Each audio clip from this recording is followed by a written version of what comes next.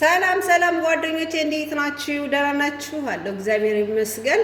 ጽጌረዳ ነኝ። ያው ዱባይ እንዳለው ታውቃላችሁ፣ ነግሬያችኋለሁ ማለት ነው። እስቲ ዛሬ ቀለል ያለ ከነጭ ሩዝ ጋር የሚበላ የአሳ ቋንጣ አሰራር ማለት ነው። ለእናንተ የሚጠቅማችኋል፣ ለኢትዮጵያኖች ማለት ነው። በጣም ይጠቅማል። አሳ ያው ታውቆታላችሁ፣ በባህሪው በጣም ጥቅም አለው። ለአእምሮም ለሁሉ ነገር ጥቅም አለው። አሳ መመገብ በጣም ጠቃሚ ነው ማለት ነው። እና እንዴት ነው የምናደርገው? መጀመሪያ ከፍሪጅ እናወጣዋለን።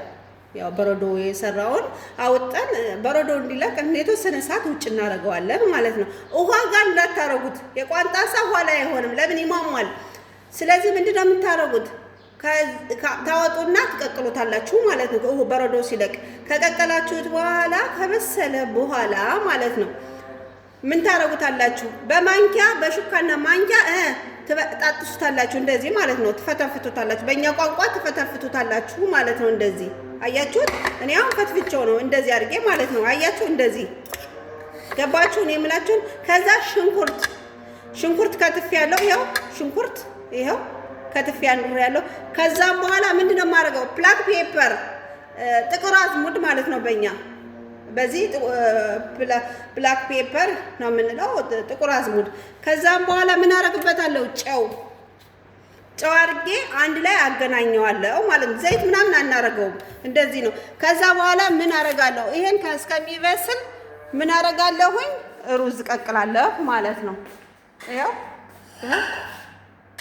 ሩዝ ቀቅያለሁ እዚህ ጋር ይኸው።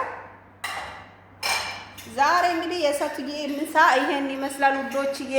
አዎ ዛሬ ቀለል ያለ ነው የፈለገችው። አይ ለሰቱዬዋ ለአረብ ሀገር ሰዎች ብቻ ሳይሆን ለራሳችሁም ይጠቅማቸዋል።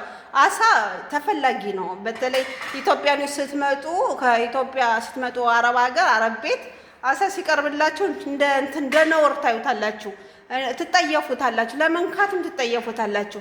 አይ አሳ በተፈጥሮ ለአእምሮም ቆንጆ ነው፣ ለሁሉ ነገር ቆንጆ ነው ማለት ነው። ሌላ ደግሞ እርጎም መስራት ትችላላችሁ። ቀለል ያለ አንድ ቀን አሳያችኋለሁ። እርጎ በቃሪያ እንዴት እንደሚሰራ አንድ ቀን ደግሞ እሱን እለቅላችኋለሁ። በሉ ጓደኞቼ፣ ጽጌረዳ ነኝ። ቻው። ሼር፣ ኮፒ፣ ላይክ፣ ኮመንት ስጡኝ። ዩቲዩቤን አሳድጉልኝ። ቻው።